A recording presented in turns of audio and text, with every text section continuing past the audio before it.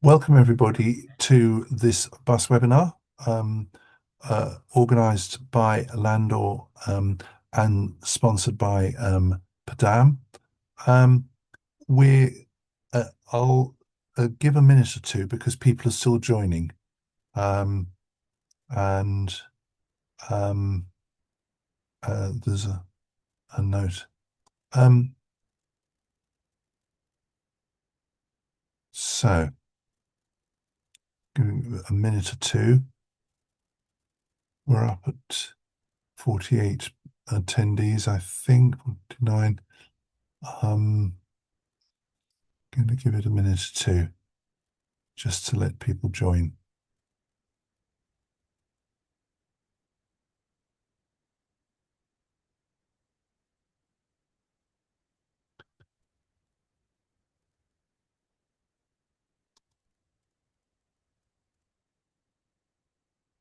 Yeah, people are still coming in.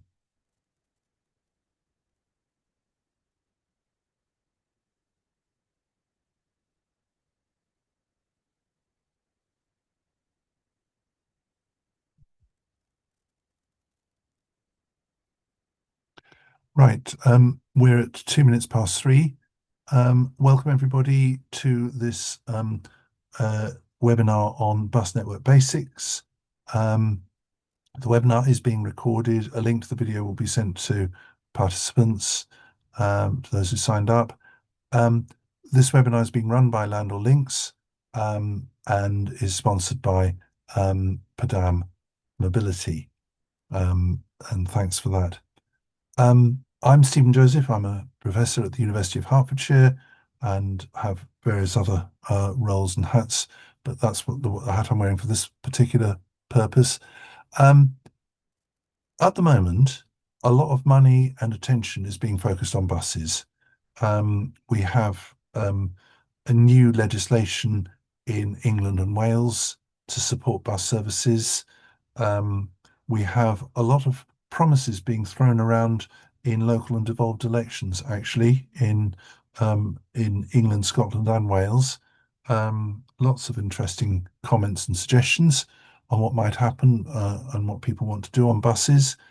And there is also money coming from governments in the countries. The Department for Transport has been giving multi-year funding, capital and revenue, to bus services into local authorities in England. Um, and there's clearly an ambition in a way that certainly wasn't there some years ago, to do something about buses and to improve them and make them better. However, there's a question of where you start and what does a good bus network look like? And this webinar is an attempt to give people some headings and tools in which people involved in local authorities, people in community groups, and activists can use to set out and prioritize ways of improving bus services. We've got a very interesting and thoughtful and very well qualified panel of speakers for you. There you are, there's the speakers.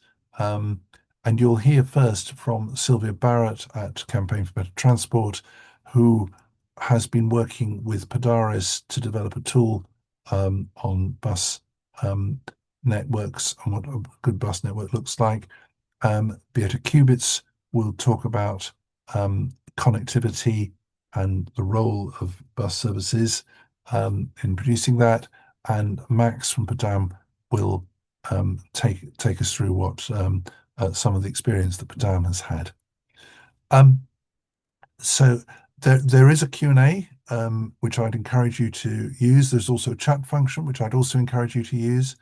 I'm going to try and keep the speakers to 10 minutes each, so that there's time to pick up on questions and comments. And we've already had some pre-registration questions from some participants.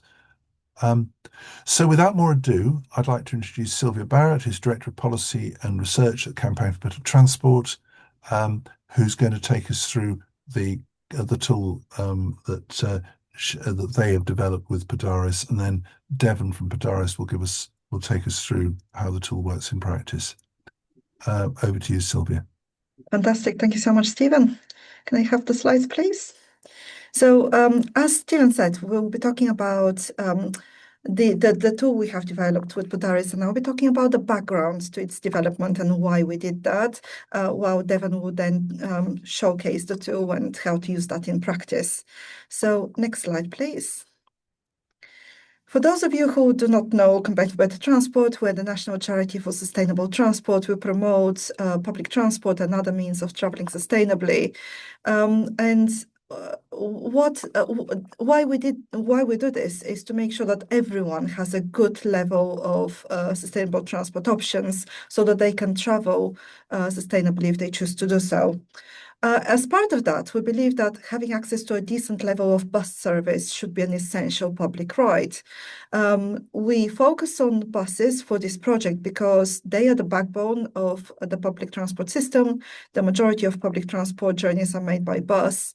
And also 70% of trips are local, under 5 miles, and buses as an essential part of this, in combination, obviously, with walking and cycling to bus stops and potentially other modes of travel. But I probably don't need to say this to an audience that's gathered here. Having inadequate bus provision can mean people missing out on vital services such as healthcare, missing out on education, employment, or social interactions. So it's very important that there is at least a minimum decent level of bus service provision that people can rely on. And that really opens up access to the wider network of public transport for many people. As Stephen mentioned, there is now a new Local Bus Act, which now requires local authorities to identify existing bus services which are socially necessary. By that, we mean services.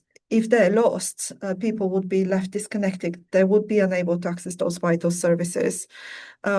This is encouraging, and local authorities need to be able to justify if there are any cuts. They should be able to think about, well, is that necessary? Can we make sure that these services are protected? However, there is no provision for local authorities to look at existing gaps in provision. We have had reduction in services over time, over decades. So there are places that have been left disconnected. Specifically rural areas, but also more broadly in other places.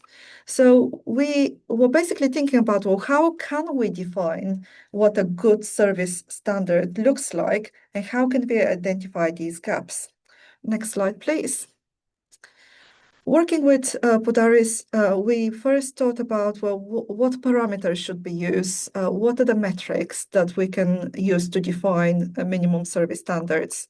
I'm sure Devon will talk about that in more detail, but I'll just cover that very briefly. The 3 main metrics we focused on were, first of all, population density as measured by people per hectare. So for dense, medium, and low density places, we identified different parameters for what services need to look like. The second metric is bus stop access, as measured by the percentage of the population who can access a bus stop within a 5 or 10-minute walk. So by this, we mean what percentage of households in a given ward actually have physical access to bus services. And then the third metric is, what do these services look like? How frequent are they? So we measure that by the population that have access to at least a certain number of bus trips per week. And we focus on a per week metric because it was simpler to obviously utilize, and that gives us a good view of a baseline, but we'll talk in a bit more detail about how that might differ across different times of day and days of the week. Next slide, please. So then what we did was we defined 2 levels, 2 service standards. The first one was the minimum baseline, and this is, we believe, the lowest level of provision that could reasonably be considered acceptable in any given context. So in other words, this is the level of service that we believe no place should fall below. So everyone should have access to this minimum level of service. You will see here the metrics that we have used for the high, medium, and low density wards. I won't go through them in detail, but then the second level of service is an ambition benchmark. And this is a higher level of provision. It's a high quality, best practice provision that local transport authorities can work towards in within 5 to 10 years' time. So this is what we should be working towards for a service to be considered good. So not just the minimum level acceptable, but a good level of service.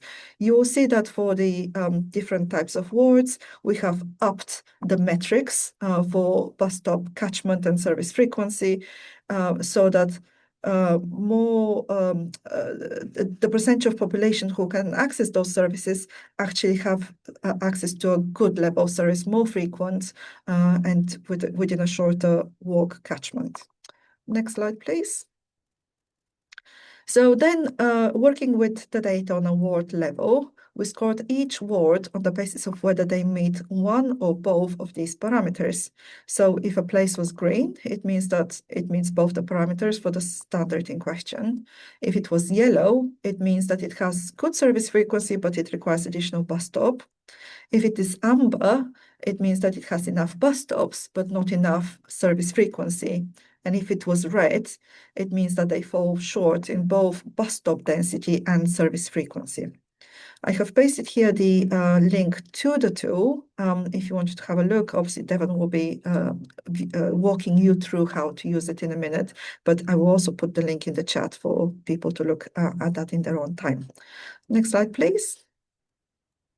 So this is what the actual visualization of the service gaps looks like. On the left, we have the minimum baseline, and we can see that there are lots of places that are red, amber, some yellow. And on the right, we have the ambition benchmark, and we can see many more places that then require additional improvements. When you look at the tool, you're able to zoom in on specific local authorities, on specific areas, on specific wards. But this is the overall national picture. And what we aim to do with this research is to show us, well, what is the quantity of additional improvements that we require for people to be able to have that decent level of service. Next slide, please. And this is the count of the wards that fall within each category. On the left, this is the minimum baseline, and we can see that only 85% of places are green.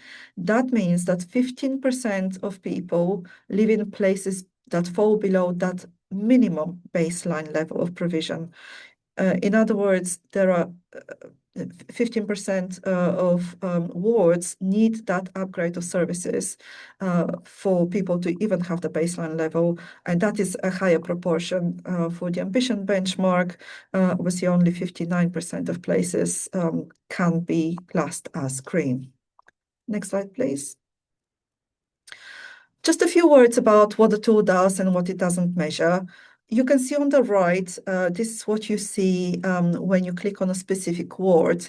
The tool is quite rich. It does give you a lot of information on a ward basis. You can see the score, the density and the status of each ward, whether it was red, amber, or green. You can see the actual bus frequency metrics and the proportion of population that have access to specific frequencies. Below that, it's the proportion of people that can access the bus stops. And we have included additional data such as population numbers, deprivation levels, car ownership, and this is again to help with decision making. But in terms of the methodology, obviously we measure service provision and people's proximity to services.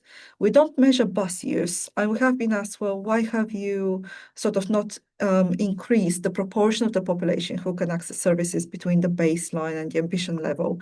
And that is because even if 75% of the population have access to these services, maybe not all of them will use them because they're not good enough, they're not frequent enough. So if you improve frequency, we expect a higher proportion of people to actually use those buses. Another thing to say is that one of the limitations of this methodology is that it doesn't include on-demand services, and it doesn't reflect different times of day or days of the week and time of the day. So as I'll mention on the next slide, it really does need to be looked at in combination with other tools. But the tool does allow you to select custom configuration, and that is if you want to test out your different parameters reflecting local limitations. I'll skip that part. I know I'm running out of time, but there is an existing tool that the Department for Transport has collated looking at connectivity scores, and that needs to be used in combination with our tool. And the last slide, please. Just talking about how we intend this tool to be used, we are sharing those findings with local authorities, with operators to help inform bus service improvement plans. As Stephen said, all authorities have their funding allocations for the next 3 years, so we hope that this tool will really help to focus on where the improvements are needed. And the improvements can be done in many ways. It can be increased frequencies, improved peak, off-peak services, extended routes, additional bus stops, but also it can be accompanying additional services. So for example, is it demand responsive transport? Is it community transport improvement that might be required? So there are many ways in which that can be done. And yes, additional investment will be needed, but the requirements we expect will reduce over time as passenger numbers increase by that improved service level. And that's my last slide. Thank you. Thank you very much, Silvia. A good start to this. There's one or two questions already turning up in the chat, which you might want to pick up on in relation to this. Right, I'm now going to introduce Devon Barrett from Podaris, who's going to talk about the application of the tool and will take us through how the tool works. Over to you, Devon. Thanks, Stephen, and afternoon, everyone. I think we're really honoured to have been able to support Campaign for Better Transport on this, and my job today is to take you through the tool. As Silvia mentioned, it's public, it's free to use, and I'm sure a link will be dropped in the chat or in the follow-up afterwards. So please do poke around with it, ask questions. I think what we've learned from this process is people really like maps. They like colourful maps even more, and I think what's been most interesting is they really like colourful maps that they disagree with the colours on scores for particular locations. So we've had lots of interesting conversations about wards and levels of provision for bus services in England and Wales since. So if you do take a look at an area you know well and want to dive deeper, please do reach out. But for those of you who don't know me, I'm Devon. I'm the technical lead and co-founder of Podaris. We're a UK-based company that spends a lot of time looking at bus networks and public transport networks across the world, but mainly in the UK.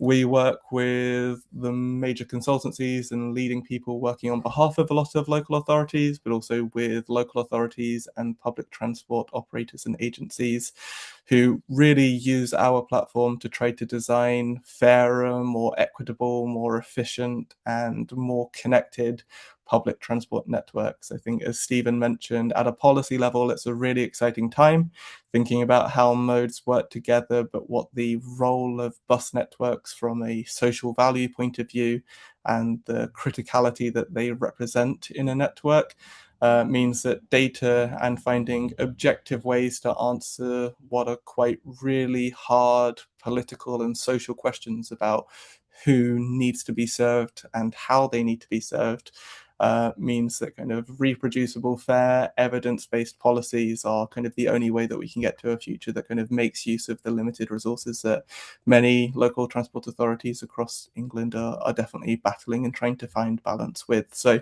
when Silviya came to us and the Campaign for Better Transport team with this policy push, we were very happy to use some of our capabilities to design this tool.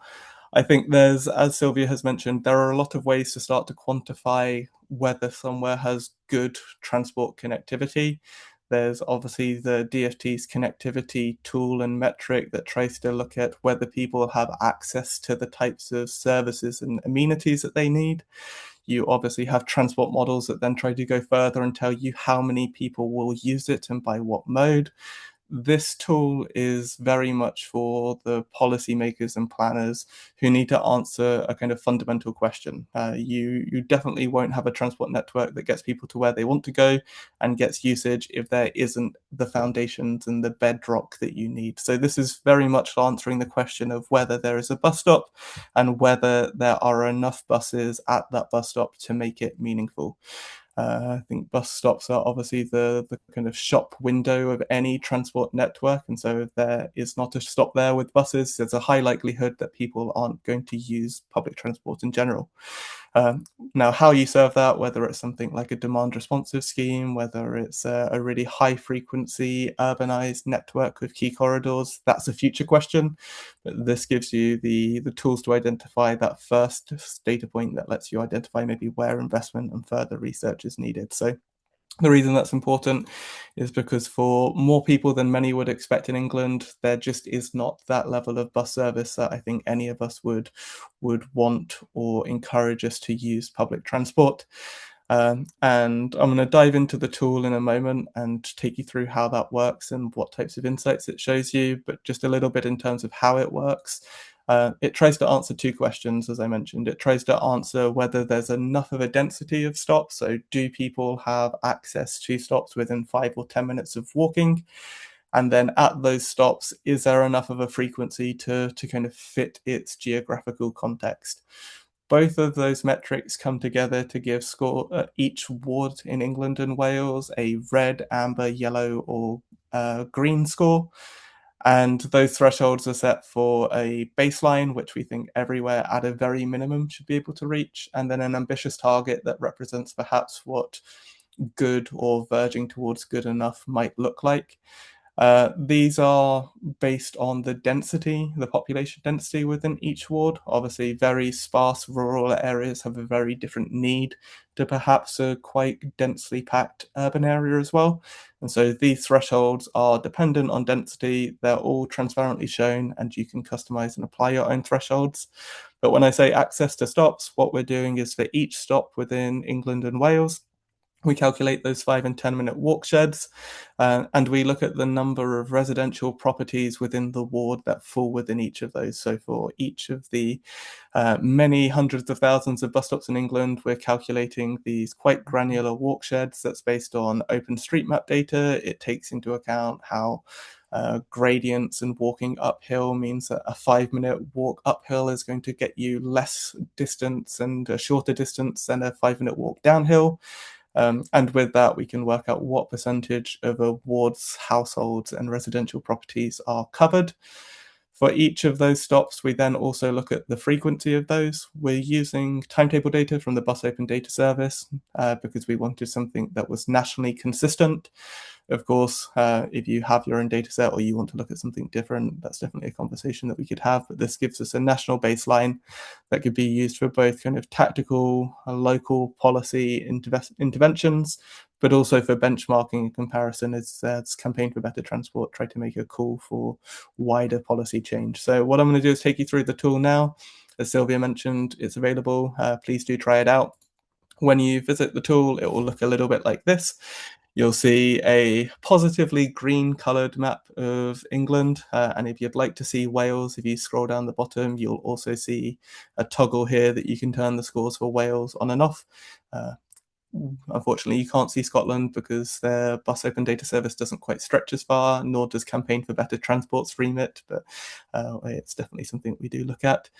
For each of these wards, if you use the mouse to zoom in or the controls at the top, you can zoom in closer, you can turn on bus stops so that you see them, and as you get much closer in, you'll also see the road network and the buildings load in. And if you click on a ward, you'll see a lot of information about it immediately.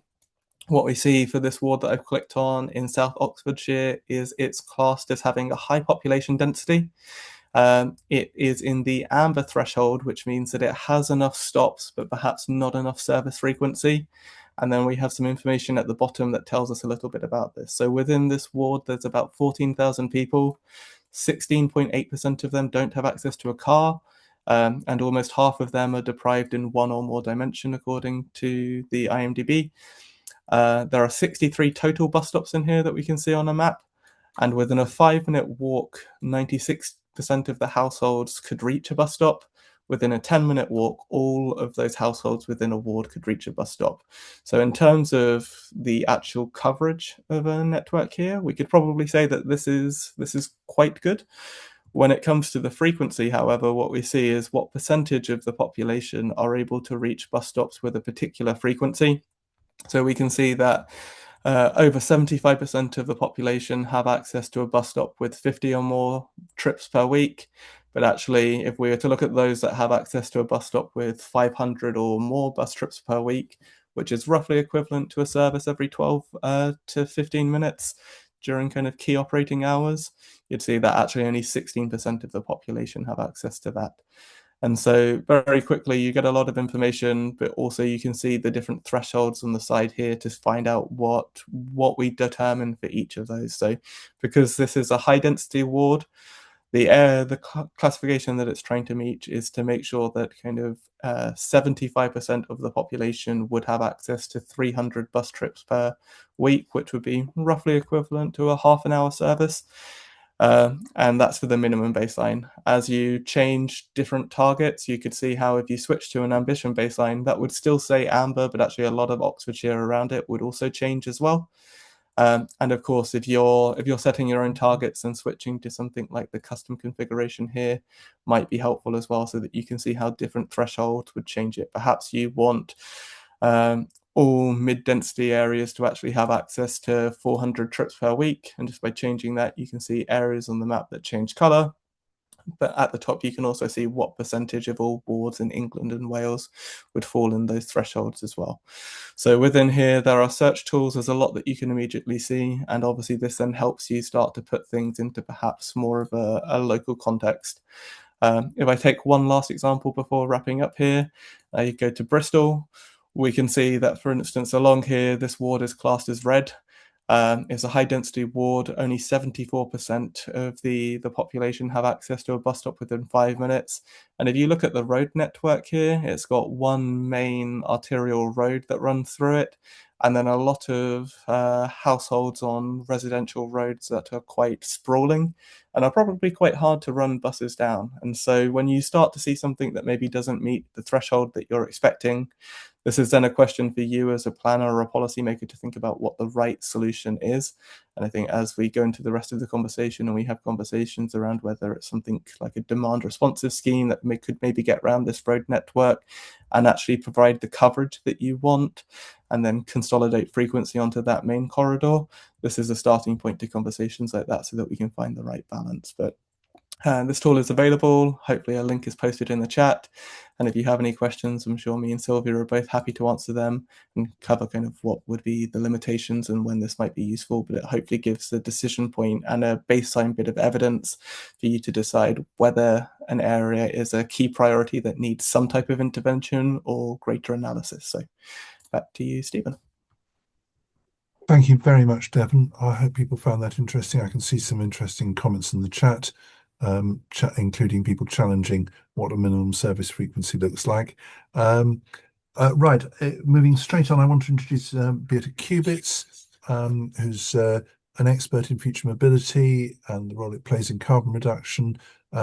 She's also been contributing as a visiting lecturer to the Masters in Transport Planning at the University of Hertfordshire. She's been given a fellowship by the Foundation for Integrated Transport, which I'm trustee and chair of, to develop research on rural mobility and city centre traffic, and she's the author of Mobility as a Service with James Gleave. Beate,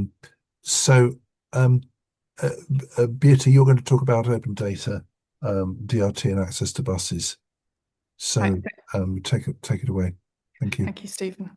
If I can have the next slide, please. So yes, as Stephen said, open data, DRT and access to buses. And if I can look at the next slide, please. This is not about connectivity. As we spoke about earlier, connectivity is about the access that people have to specific services, education, jobs and things like that. Provision is just the existence and distribution of services. But both of those are very useful. And I think, as Devon said, being able to visualize that is extremely useful, because being able to visualise access to transport, where buses go, how frequent they are, enables us to talk about it, whether it's through campaigning, planning, consultations, all of those things. It's a really key and useful thing to have, is a map of a system, and to show people where they are and where they can, and how easily they can travel. We can look at the next slide. The other thing that is interesting about the connectivity tool from the DFT is that it benchmarks against other places within the UK. And so obviously the 100% score is the best of the UK, and everything is benchmarked against that. One of the things I'm quite interested in is how we benchmark against our European neighbours, because we're always talking about our productivity gaps in the UK. And I think one of the contributors to that productivity gap is the transport access and the lack of it. And the other thing is about the way that people think about transport. In transport parlance, we tend to think of frequency as freedom being about a bus every 30 minutes. Once you get to that kind of threshold, people think that they have access to transport. Below that, and they're less likely to see it as something that they would use regularly and frequently and be dependent upon. It doesn't guarantee connectivity. It just means that psychologically we think there is an option, and that option is very useful. So even if you cycle to work on a rainy day, you might want to get a bus. If you're not a habitual bus user, people still like to know that there is another mode of transport available, and that buses play a very important role in that. The other thing is that transport data needs to be extremely granular. So we can't just have very broad tools to look at transport. We need to be looking at walking distances. And that's one of the other things that's great about the Campaign for Better Transport Podaris tool, that we look at those at the walking distances, the safe walking distances. Is there a pavement? Is the lighting? Is the gradient appropriate? As well as people's own abilities do also limit the distance that they can travel under their own steam to a bus stop. So if we look at the next next slide, the other issue is context and capacity. We do recognise in rural areas that there is less of an expectation about transport. However, even within rural areas, we can see quite difficulties arising. This article, I don't know if anyone else saw it, in The Guardian, was about a bus service that has been replaced with a double-decker bus, can't go to the centre of a small village, Mousehole in Cornwall, and so the people within the village are obliged to walk out to the main road, which then limits their access to transport because their abilities to walk that far are limited. So rural areas are one set of constraints and difficulties. In urban areas, again, we have volume and frequency. When you have high peaks, can everyone actually get the bus? Are that 500 trips per week actually sufficient to carry the numbers of people that need to catch the bus? So there are different things that all go into this mix. And one of the things I've been doing, if we can have a look at the next slide, is trying to use open data, so slightly different approach to the Podaris tool, but not a million miles away from it at all, to benchmark our transport in the UK against our continental neighbours.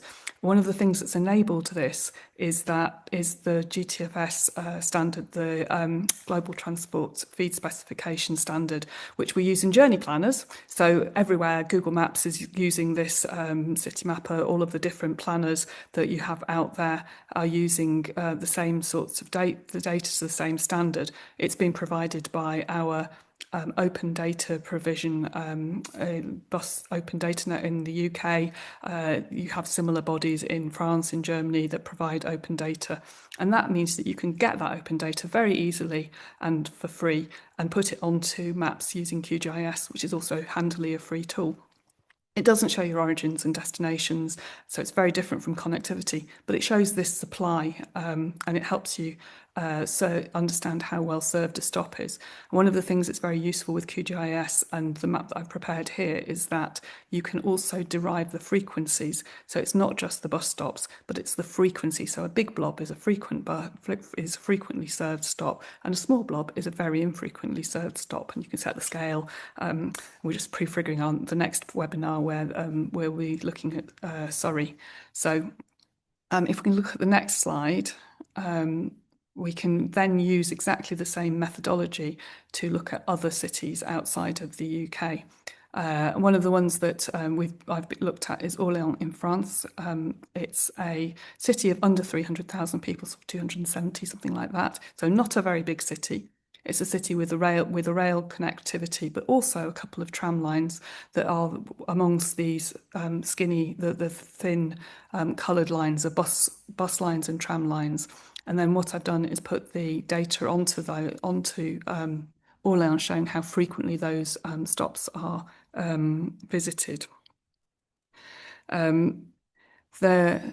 This shows that actually Orléans, you can see there's a population density in these hexagons. It's not actually served completely across the entirety of the city centre. And if we look at the next slide, we can see where it's less well served, and you can actually see the frequencies that those stops are being served. So 1 to 51 is actually quite a low frequency, and it's less than that every 30 minutes.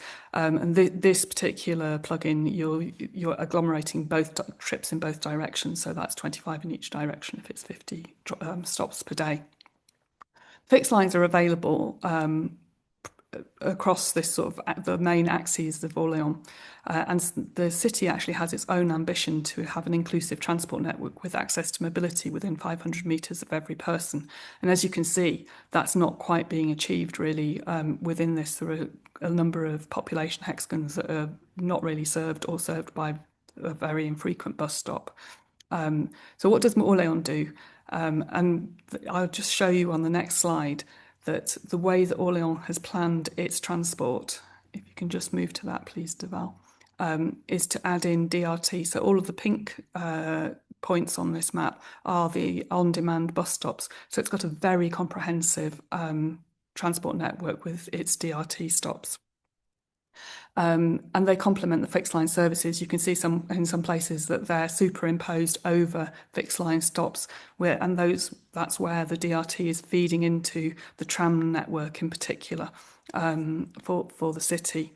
It means that areas can be connected into the rapid transit network, particularly in the peak hours of the morning and the evening. But then within the DRT services can travel within the zones. I think Orléans has 4 zones now of DRT, and during off-peak hours, people can use the services to travel within those services. So the way that Orléans has dealt with the sort of difficulty between planning a rapid transit network that has enough frequency to make people feel that they've got that freedom, and the lower density suburbs is to put in that DRT. So it's a very comprehensive and unified plan, and it's really interesting. There's a really great report by Jonathan Bray, who has just looked at decarbonising the suburbs, which was published by the Foundation for Integrated Transport, and I'd completely recommend that people would read that, have a look at some of the other points from the city planning in Orléans. If we can look at the next plan. The next slide, please. This is just quickly to look at a UK example where, again, you can see if you map the area of Cheshire West to the east of Chester, you can see there's a big area bounded by Widnes, Runcorn, Northwich and Ellesmere Port that hasn't got a great deal of bus services, and they only follow the main roads and routes. So that the accessibility, if you're in the middle of that area or even on any of those villages, is not necessarily to places that you want to go. There's a place of natural beauty, an area of natural beauty around Delamere, and access to those sort of nature and the countryside is also quite difficult sometimes with buses. So if we can look at the next slide, we can just see how adding in a DRT system and laying that across the area, it it makes it more accessible to people who are living in the centre of that triangle, of that diamond shape, but also it gives people access to the area of natural beauty in Delamere and Oakmere. It feeds into the stations that are in the north and west of the area, and generally increases the connectivity across the entirety of the Cheshire West area. We can look at the next slide. The other thing that this enables is to increase the coverage, and so now 80% or so of the population falls within an area that's accessible to buses. And having seen some of the things that people in the area have said about the buses, it's particularly older people have found that they've suddenly had access to transport that they've never really had. So it's a really interesting example of using the DRT in the UK situation to increase access to transport. I think that's my last slide. To just push it on one, please. So just to summarise, it's both frequency and access are essential, and you can use free data and QGIS to have a look at what's going on in your area, and it's ideal for visualising issues before you get into using some of the more comprehensive tools, like the transport planning tool that Podaris, for instance, produces, that's alongside the CBT tool that they've produced that you can use for free, but there are other transport planning and policy tools that you can use. But if you want to do something that's really quick and easy, using a bit of free both bus open data network, bus open data service data and QGIS will give you a great tool. And you can just see here, if you add the DRT in Surrey, that suddenly that's something that you can aspire to potentially. Thanks very much. Oh, there's one more thing, sorry. There will be another webinar on the 20th of May where we're going to look at social value. I know people have asked questions about social value. And also there'll be some more about this data on the Transport Practitioners meeting in July. Thanks, Stephen. Sorry. Thanks very much, Beate. Lots of interesting comments and also some thumbs up coming up. That's great. Moving on, Max McDonald from Padam is going to take us through their work on service design connectivity. There we go. Hi. Thanks very much, Max. Thanks very much, Stephen. Thanks, Beate. Thanks all for joining in. So I'm going to have a look at how feasibility and simulations around DRT and dial-a-ride can help address transport deserts, bridge those gaps in underserved areas. Quickly moving on. So what's Padam, just quickly? So the tip of the iceberg are the digital interfaces that you might use to book, to run, or to operate a digital DRT or dial-a-ride. At the base of this iceberg, however, you've got a whole lot of know-how and knowledge on the DRT and dial-a-rides, going also to MaaS and AV, autonomous vehicle modules. And what we'll be looking more closely at is those transport consultancy services, so around the feasibility and especially the DRT simulation. What that has helped us to build so far are different UK case studies, which a lot of them started off with RMF pilots. They're now long-standing ones. You may have heard about the one yesterday at the Bus Centre of Excellence webinar, Landor LINKS. So these are long-standing DRT services in rural areas, which were ideated and ameliorated up to this day through feasibility and simulations. Padam extends itself to mostly Europe and a growing footprint in North America, but it's essentially 90+ employees that are specialised in public transport that are helping deploy 400 solutions across 400 territories, a lot of which are rural areas. So moving on to the next one. What are the right 3 steps to go for the right area in DRT and dial-a-rides? First one is geography review, and that's looking closely at the chosen area. be that by local authority and operator, housing developer, and it's then evaluating the demand and the potential for DRT and or a dial-a-ride service. That's then followed by a simulation. It's a bit like a sausage making machine through which you run a quantitative analysis. You evaluate using the KPIs that have been set by the local authority, for example, or be they key minimums that have been set by the Campaign for Better Transport, Podaris, for example. And that ultimately amounts in service design proposals, which I'll tackle a bit later on. They're all based on the geography review and the simulations and the different scenarios that have been run on that basis. I'll just move on. What goes into that geography review? What goes into the sausage making machine? 3 different strands. You can start with open source data. That could be something like Podaris's work. It's also OpenStreetMap data, GTFS, OTP, census, geographical data. It could also range into local transport and integrated transport plans. It can also take into account BSIP plans and BSIP strategies. You can look at public surveys, be they more general or specialized.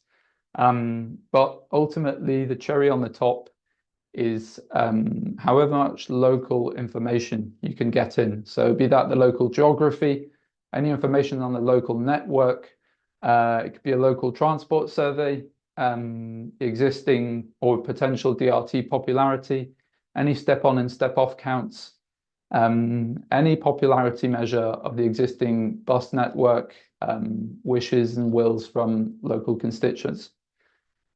If I look at an example of a simulation that we helped run a couple of years ago for the Danish PTA Movia, it's especially interesting. Why? Because it's in an extremely rural area just west of Copenhagen. To give you an idea, you've got 250 square miles with 35,000 people. That's 140 people per square mile. To give you an idea, the Malvern Hills are more densely populated than this area.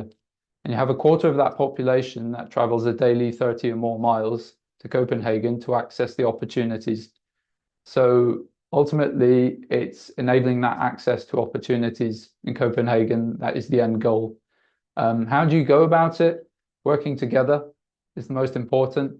Be you at a local authority or a transport operator, it's sharing those data sets and the KPIs between the authority, the transport provider, and the software provider, setting up regular work groups to set certain targets across time. What does that amount to? Different results for different areas. There's no one magic wand for one big area. One of the areas, FAXA, we combined the DRT services using feeder and free-floating line. Others used simple free-floating DRT to complement the existing fixed bus lines. And other areas had completely free-floating with or without zonal restriction, depending on the time of the day. A bit more on these service designs and how they can be used combined for those different areas. The divergent is quite broadly used in the Paris region, for example. This is a last destination type of service design, especially interesting for a train station, for example, for an evening or night service, or a return from a particular event where several people arrive at this travel hub and need to be dispatched in an underserved area where they may be, returning home, so to say. The corridor is especially interesting if you are in an underserved area with, say, a business park, a housing development, and you need the vehicle to run through those several ones to an end stop, but with certain constraints. The feeder is something that we're seeing a lot. Well, it's a growing trend across the UK with franchising, where the DRT or the dial-a-ride is going to act as a real complement to the fixed bus line or the train station So this is really trying to feed those riders from underserved areas to travel hubs to maximize onward travel, to ensure that those people have access to opportunities in a bigger town. So Beate used Surrey just before. It could be bringing people to Woking train station, for example, to make sure that those people can maybe go to a job centre there, or maybe go on to further work in London.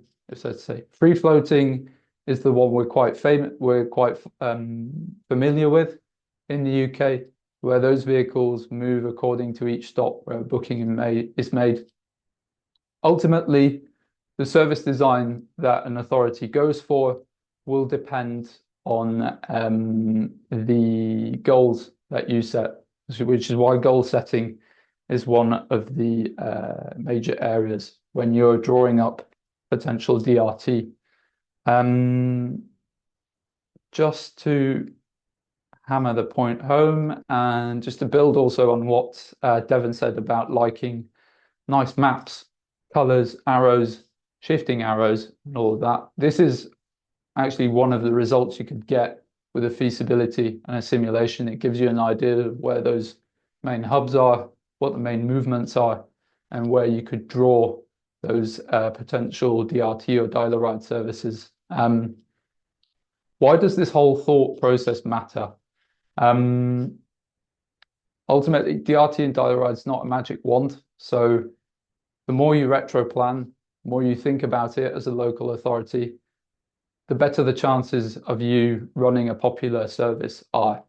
The better the chances are of drawing up a service that complements the existing public transport network, be that fixed bus lines or train stations. Going through that thought process also means that you stay in tune with the needs from those passengers, from those constituents. I've seen a few questions in the chat box where you have areas of beauty, people that want to go to certain places. So it's staying in tune with those things, and also leveraging the resources that are available. Those are finite, be they human, operational. So you need to make sure throughout that thought process that you are aware of those resources available at you, be they vehicles, volunteers, and so on and so forth. And I will wrap up there and pass the baton on to Stephen. Thank you very much, Max. Thanks, Stephen. A very good presentation, and a very thought-provoking, judging by some of the comments. Well, we've got a bit of time for questions and comments. By the way, Callum Stevens just asked, is there a way to download the presentations that back on? I think Juliana said earlier, further back, that the presentations will be sent to, a link to the video will be sent to everybody. I think the presentations will too, actually. So there's an opportunity. There's been a lot of questions in the chat about the detail of the various tools that people have been talking about, and I'm grateful to the speakers for answering several of them. And can I just ask one or two things that people have asked is about the way in which some of these work. So, for example, Donald Booth said, if a trip can be made by a fixed line bus route, does the software prevent a DRT booking being made in order not to destabilize fixed routes? Well, you've got both of them. I think it's fair to say that in a lot of areas there are no fixed routes. Happy to answer that. If Max or Beate want to comment on that. Yep, that's one of the core components of the solution, is making sure that so rules are set in place. You can modify them according to time to make sure that the DRT or dial-a-ride service does not take up the market shares of the fixed line. That's why I was highlighting complementing the existing network. We're in no case or scenario trying to cannibalize the fixed line service. And can I just ask, because a couple of people have asked about why wards, not parishes, as the basis for the Podaris and CBT tool. I think that's one for you, Silviya, if you wanted to try and answer that. Yeah, I think Devon answered that in the chat, but basically we're looking at wards because this is a commonly used geographical metric, geographical area that is looked at from a transport planning perspective, and we want it to be of use to local authorities and enhance partnerships and the operators that work in those areas. But as Devon said, the data is available that can be aggregated in different ways. It's just that this is the way in which we decided to aggregate it for this purpose, for campaigning and investment identification purposes. Anybody else want to comment on wards versus parishes? Actually, Beate, because you have knowledge of the French system, how do the French do this? What kind of administration boundaries do they use? It depends a little bit. It's quite interesting in France because local areas can be very, very small. So communes can be a single village, and they have their own budgets and their own powers and sometimes their own teams. But transport tends to be at a slightly higher level. So the planning for transport might be across, well, obviously because you're going from place to place across an area. And it then obviously, like in the UK, depends on people negotiating between villages, the structures that network villages together, and then the departments that sit above those. So the answer is it's complicated. Which is not that satisfactory. Right. Of course it is. Thanks very much. There's a broad question that was posed by Keith Homer in advance of the registration of this, which I think would be an interesting one, which is what are the societal criteria, economic, social, environmental, that you can apply when assessing the value of improved bus network connectivity?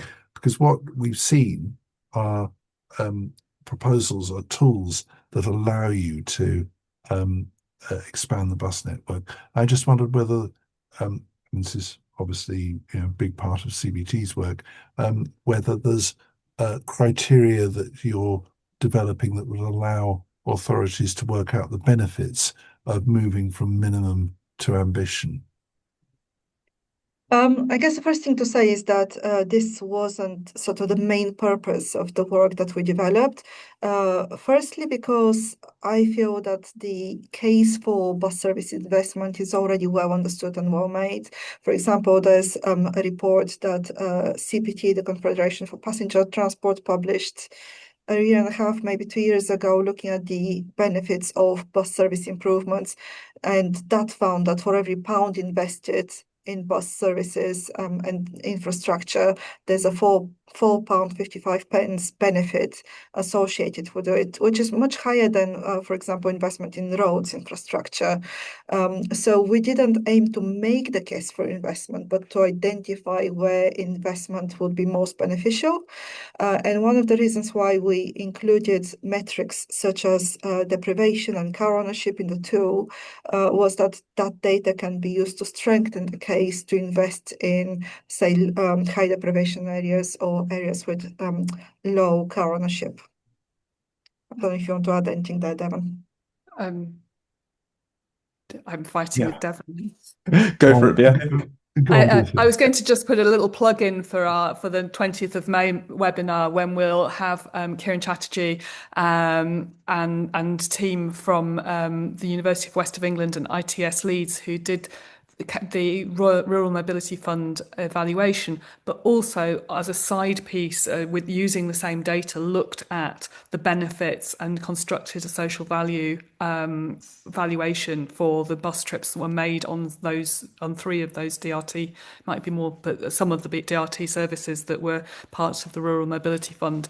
And I don't want to completely spoil their thunder, but some of the numbers that were coming out of that were substantially higher than the £4 that Silviya was talking about. So I think it's an under-researched bit of and under publicised piece of adjacent information for bus investment, but I think that some of that will be it will really help understand what the benefits that can be unlocked are when you put money into buses. Sorry, Devon. Yeah, no, and I guess just maybe to add as well, I think when we look at a metric like the one that we presented today, it's only ever going to be one part of answering that question. I think the point is whether it's a useful metric, and one of the ways that we've tried to qualify that is, as part of developing it, we've compared it to actually how does the score of award correlate to actual public transport use in an area. Is it clear that improving a score from amber to green actually on average leads to more people using public transport? And promisingly, yes, there's a really strong correlation. I think as transport practitioners, we're almost in a kind of too good to be true world where there are now lots of different metrics. And so you have something like this, you have the connectivity metric. And I think one thing that becomes really interesting is when they start to disagree with each other. So we've looked at a number of wards that perhaps score green on the metric that we put forward, but have quite a low DFT connectivity score. But if you look at the census travel to work data, a lot of people are using public transport to get to work. And so I think areas like that where you have almost this disagreement then leads to a lot of opportunity to understand why, and then maybe dive into probably the kind of social questions that are leading to that, and perhaps have an outsized opportunity to really make lives better for people. So I think, yes, definitely important to quantify, but how you do so matters as much as kind of why you do so. Thanks very much. I see some good answers. Callum Stevens has been pursuing DRT and rail integration, and whether you can integrate a DRT booking into the Great British Rail app. And I'm sure it would be possible. I'm just not sure. It feels to me that GBR have got some way to go in terms of moving in that direction. Yep, it's So- definitely possible. Beate used the Orléans case study, and that is an example of a fully integrated transport app where one can use one single ticket to get from home to a bit further on using the sole and single app. Ultimately, it depends on the will to collaborate from each stakeholder. So on Padam's side, there is that ability to integrate, be it partial or complete. It's also going to depend on GBR's will to take part in that. We've had, Rowley has asked how often is the data behind the model updated? Because if you add in a new service or new stops, that might change the bus service provision. Am I right in thinking, Silviya and Devon, that you're going to kind of try and look at how you update this model as things go on? Yes, we will look at how we can do that. At the moment, we're very much in the sort of launch phase, so we very much welcome any feedback that people who try to use the tool have for us. You know, how useful is it? How are you using it? Are there any discrepancies between what the data is showing and your actual, experience on the ground? And that's why I emphasize that the data does need to be looked through sort of local knowledge. If you're looking to make the case or invest in improvements in specific networks, it's good to look at what is the experience on the ground. Is it a problem of peak versus off-peak services? Is it a problem of additional bus stops or improved frequency at different times of day? Or is it about adjacent services? So community transport, demand responsive transport, that's not part of the data. Neither is other forms of public transport, such as trams or rail networks. So I think that's why it's very important to look at, an aggregate sort of knowledge of what the provision is, what are people's experiences of different modes and different systems. Is it a case of better integrating statutory provisions such as school transport and hospital transport, for example, with the scheduled bus service provision, and how all these different types of services can work as a network of sustainable transport provision for people? There's been a couple of questions, planned. Have you looked at, Ruth Anderson's asked a very topical question. Have any of you looked at what happens with significantly higher fuel prices on the use of cars, particularly in rural areas, to get to and from work? I suspect the answer to that is that you may not have done that work, but if you want to speculate about what that might look like, and what that might do. Just to say, from our perspective at Competitive Better Transport, obviously costs and pricing signals have a big impact on how people choose to travel, how much they choose to travel. I know from obviously experience and hearing from our supporters, people will look to reduce their journeys. They will look to combine trips where possible. They might do a combined car trip, or they might look to move some trips where possible to public transport where that's cheaper. I think another thing to emphasize is that it's not just private drivers that are struggling with the cost of fuel. It's also bus companies, and that's a case that we're making to government, that there needs to be good support for authorities to be able to sort of counter those shocks. And of course, the move to electric vehicles for both households and bus companies is very important, so that there's higher levels of resistance to shocks when it comes to fuel prices. There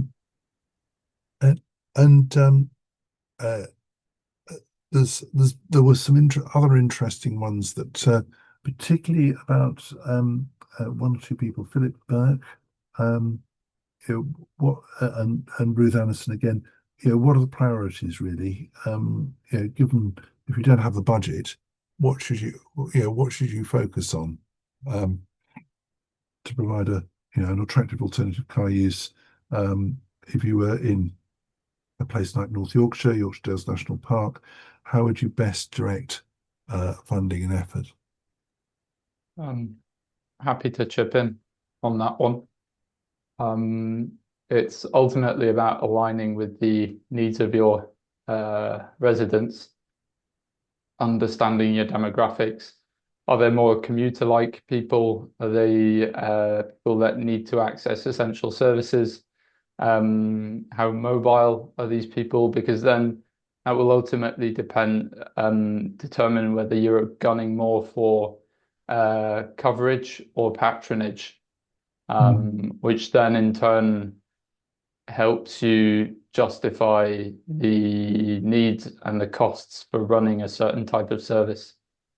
So if most of your demographic needs to get to a train station because they are more commuter-like, there's a higher chance that these people can make their way to a closer bus stop.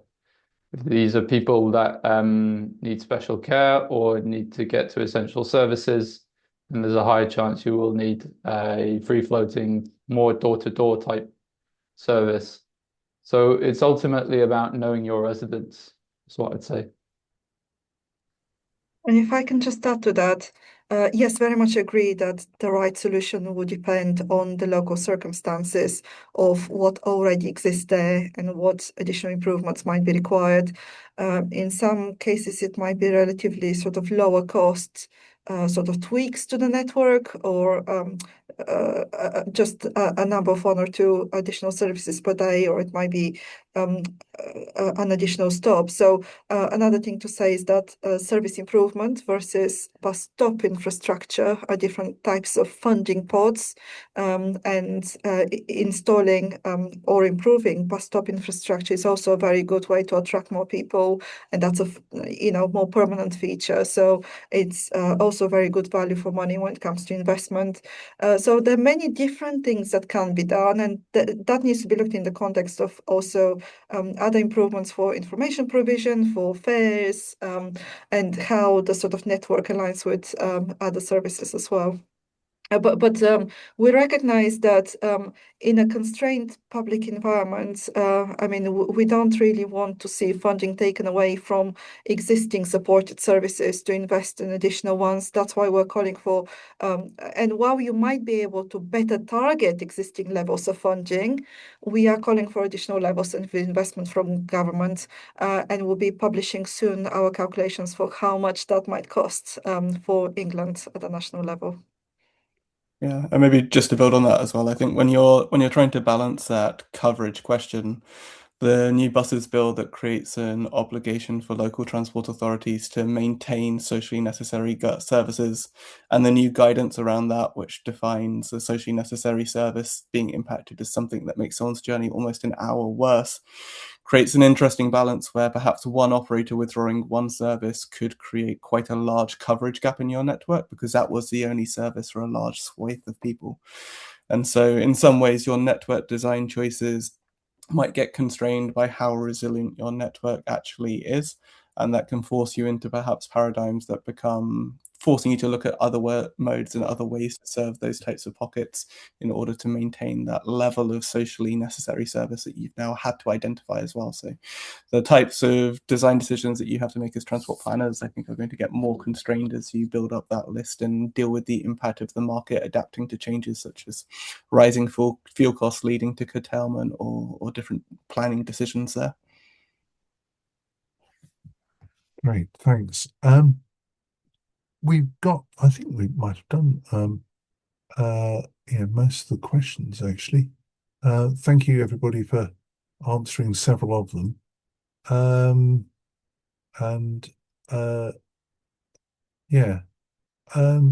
Roger Sexton asked in advance, does Britain need strong regional transport authorities akin to Verkehrsverbund, or should we follow the Swiss approach of hourly interconnecting services? If people haven't seen it, there's a report. That's right. Philip Burke's commented in the chat that new guidance doesn't require authorities to fund socially necessary services, just a duty to consider what mitigations could be taken, which I think is right actually. The point of the CBT Podaris tool, I think, is to show what socially necessary actually should look like. About the Swiss approach, if people haven't seen it, there's a report on the mini Switzerland concept for the Hope Valley in the Peak District, which has actually been given some funding from the government to progress it as part of the Better Connected Integrated Transport Strategy. And if people look for mini Switzerland in Google Maps, you'll come up with the report from Hope Valley Climate Action and Thomas Abelman and colleagues who've done the work on that. So I think there's now an interest in moving in that kind of Swiss direction. I think one of the striking things about the Hope Valley experience is you've got a reasonably high quality rail service actually going across a new across that part of the Peak District. You've got, I think, 5 bus operators, none of whom run services to the station. So there's clearly some issues there, and Callum Stevens has just put in the chat that Somerset Council is funding a new integrated bus from Castle Cary railway station to Glastonbury. So some of this is happening.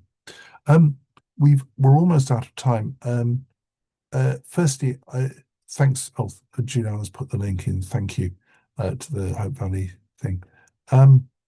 I'd like to thank everybody involved who's spoken in this, to Silviya and Devon, to Beate and to Max, and also to Devil, Juliana and others behind the scenes at Landor for making this work. Thank you very much, everybody. Thanks for all your questions and comments. And you've already had the plug from Juliana and Beate for future events. And we'll look forward to seeing you. It's the 20th of May, Callum, is the May webinar. you'll find Landor LINKS has on their website have the details. Thank you all very much, and look forward to seeing you next time. Thank you. Thank you all. Thank you. Thank you, Stephen. Thank you, everybody.